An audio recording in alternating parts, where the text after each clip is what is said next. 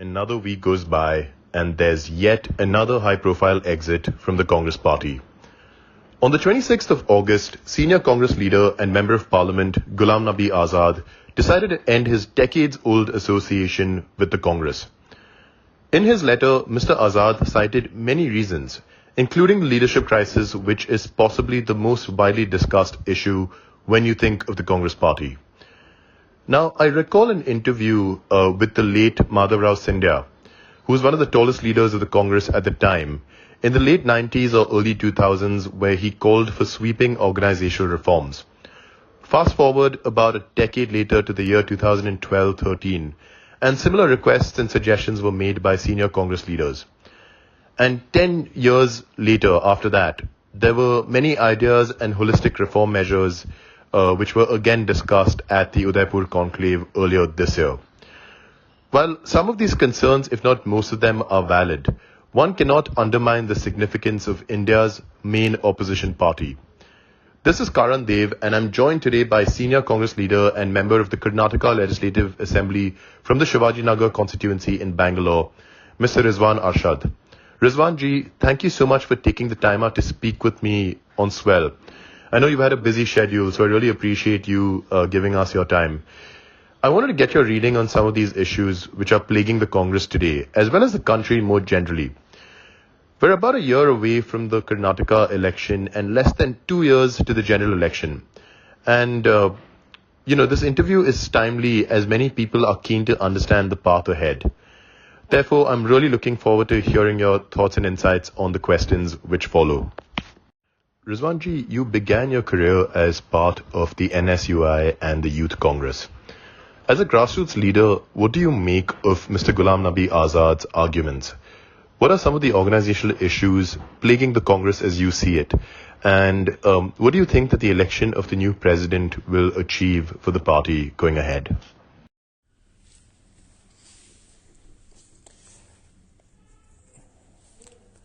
Although it's unfortunate that a senior leader, a veteran in the Congress party, Mr. Ghulam Nabi Azad, has decided to serve ties with the Congress party, and we had always looked up to him, that he was a leader who had always supported the party, stood by the Congress party. But after having read the resignation letter, which he has elaborately written, I realized one thing, that Mr. Azad, as a leader, had been trusted by the Congress party at every level, had been given responsibilities, constitutional and the party responsibilities, and had been given utmost respect.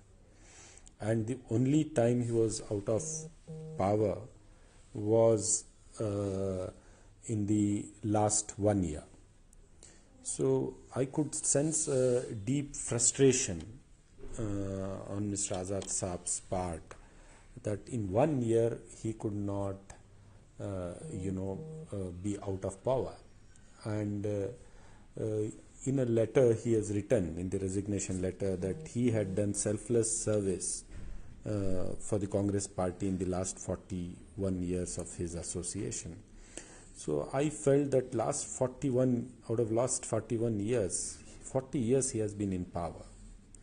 And the only time for him to do selfless service was this time, the last 1 year and beyond. So it pains that the people who got the maximum from the Congress party chose to go out of the party when we all need to stand together and fight. Having said that, the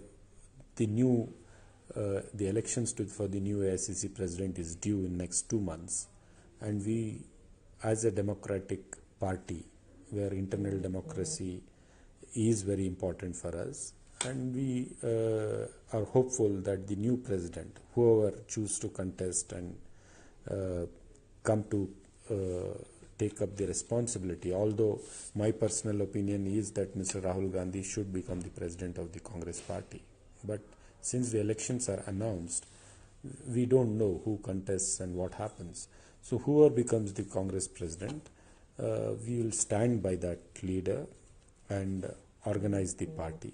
And I'm confident that Congress has gone through many ups and downs in its long history, and it is the natural party for people to get associated with. And Congress is for everyone. And I'm confident that Congress party will overcome these challenges in the coming days. My second question is with regard to some of the recent issues that have taken place in Karnataka. Now, communalism and various polarizing incidents such as the hijab ban, and on an unrelated note but equally controversial is the imposition of Hindi in schools. I was wondering what the feedback is that you're getting from your constituency, which is Shivaji Nagar in Bangalore, about these issues. And how do you think they're likely to play out as the election approaches next year? Right now, Karnataka is witnessing one of its most corrupt government in the history, where the commission goes up to 40%, where there is not a single achievement which the government can showcase to the people. And this government, which is illegitimately formed after investing hundreds of crores in the name of Operation Kamla and buying out opposition MLAs and conducting by-elections, investing, hundreds of crores. So they are busy making money, and they are unable to provide jobs. They are unable to give any stability, any assurance to the youngsters. The confidence among the investors in Karnataka has gone down.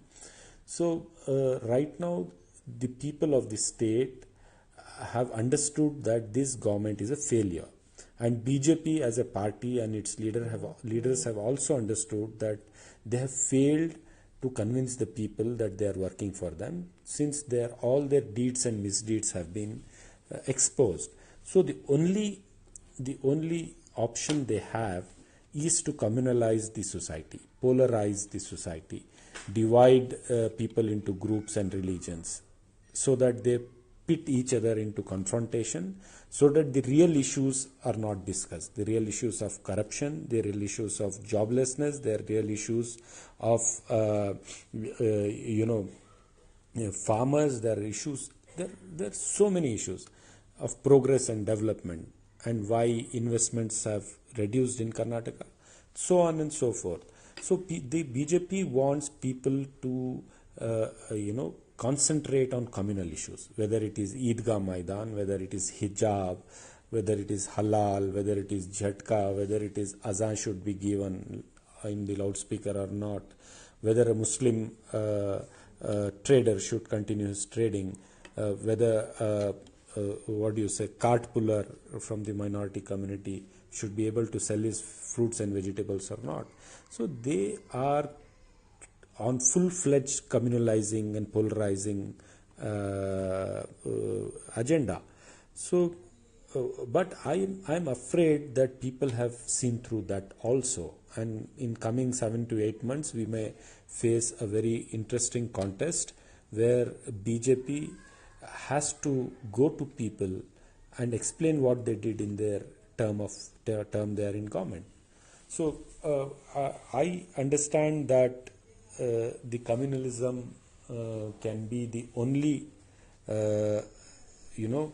rescue which they hope that would divert the people's attention from the real issues.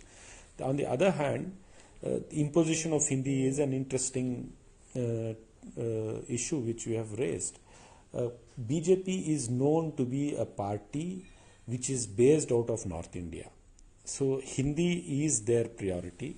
They don't have respect to any of the regional languages, Dravidian languages, Kannada, Tamil, Telugu, Malayalam, Konkani, Marathi, whatever languages we have.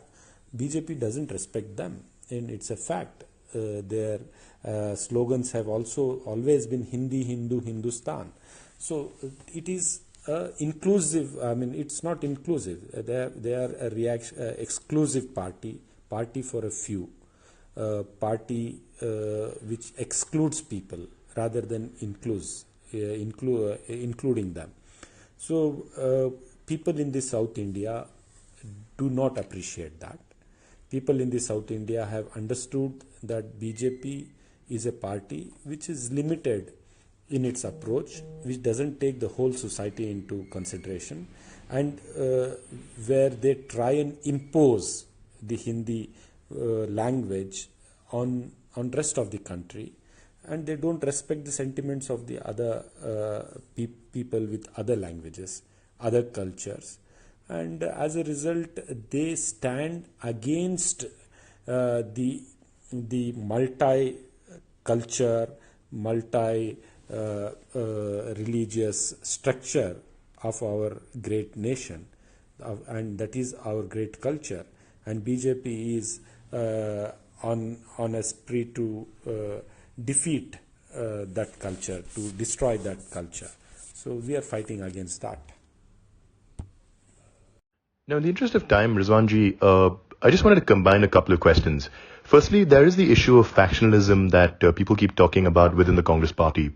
Can you speak to some of the factionalism that we're seeing specifically in Karnataka? A lot of the national media keep talking about the rivalry between Congress President D.K. Shivakumar and former Chief Minister Siddaramaiah, for instance. And this kind of happens across different states that the party has a significant presence in. And many observers point out that the solution to overcoming these types of rivalries, which might be harmful to the party, is by announcing a chief ministerial candidate prior to the election. So how do you see the issue of factionalism? And secondly, what is your reading of the BJP government, both at the state and the central level, in terms of the way they managed the COVID pandemic in Karnataka, as well as the economic issues that we're seeing in the state? As far as state Congress leaders and the party's position is concerned, I am quite happy and satisfied as a legislator and as a youngster who wants to see the Congress back to power in Karnataka. The way we are going, I am very sure that Congress party will come back to power in Karnataka, because we have two prominent, capable and committed leaders leading the Congress party in Karnataka.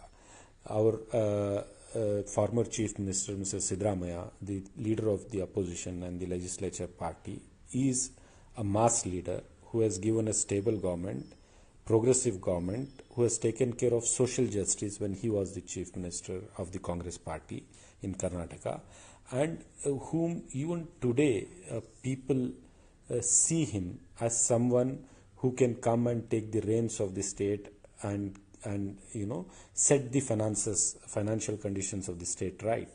And he is a credible mass face comparing to any other leader from any other party. And on the other hand, the party is headed by Mr. D.K. Shivakumar, who is known for his organizational capabilities, who is known for his fighting spirit. So a combination of Mr. Shivakumar and Mr. Siddaramaiah is the best thing to happen for Karnataka Congress today. And the factionalism, healthy competition between them, or whatever, or negatives being, published in the media, is something which is, for the media to write.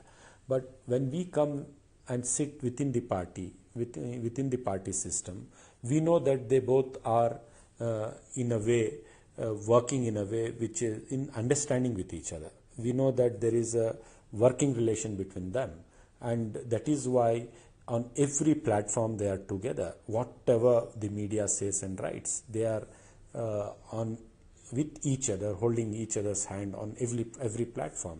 That shows that there is a working relation between them. They are working closely to bring back Congress party to power. On the other hand, what is happening with the state government here is that there is massive factionalism in BJP. All the newcomers have been given power. All the old timers are sulking. there is a group which belongs to Mr. Yediyurappa. There is a group which belongs to Mr. Santosh, who is the organizational general secretary of the BJP. There is a group which belongs to what do you say, Mr. Prahlad Joshi, Mr. Jagdish Shettar. So there is no cohesive, there is no unity in their party. There is no common platform which they can engage with each other. Mr. Bommai's strings are being pulled by the RSS. Mr. Yediyurappa was sulking. Right now he has been made member of some parliamentary board. And the way it is going there, what happened during COVID, since you mentioned about the COVID handling, that we, with the proof, came out with the documents where the government minted money in the name of COVID, including purchase of masks, sanitizers, PP kits. They have not invested in any major infrastructure in the health sector. All the money has gone in handling, in purchases of all those perishable things, and they have made hundreds and hundreds of crores out of it. And what happened with the central government, you know it very well. Mr. Modi treated this COVID as something like a fantasy where he would do some magic and it would go. And he left the whole country on roads. And the official figures where Mr. Modi claims that 4 lakh people, odd lakh people have died, I can, as a public representative, as a man who is in public domain, I can see that more than 40-50 lakh people died. A miserable death, without any government support, without anybody showing. They are just trying to create a perception, and media is helping them. The mainstream media is helping them to manage that perception. If the mainstream media today decides to expose Mr. Modi's government and the state BJP, they would not stay in power for 5 minutes, that people would come out of their houses to protest. So Rizwanji, with that, I'm going to let you go. I really enjoyed having you on Think Tank and on Swell. I'm hoping to really have a number of conversations such as this, especially in the run-up to the Karnataka elections. It was a pleasure chatting with you, sir, and I really hope that we can have you back here on the Think Tanks podcast very soon. Thank you so much again for your time and for being candid, and I hope to see you very soon right here back on Swell. Good night, sir. Thank you, Karan. It was a new and good experience to come on Swell and, come out with my thoughts. And since in this world of madness where mainstream media keeps shouting and provoking us to come out with some provocative answers, this is a new experience, very calm, cool, where you can really come out and talk your heart out, keep your intentions ahead, and where you're not interrupted, where you're allowed to answer what is asked from us. And it's a new experience. I think this will grow coming days. I wish you all best, and I hope to come back again and talk to all your audience through this Swell app. Thank you.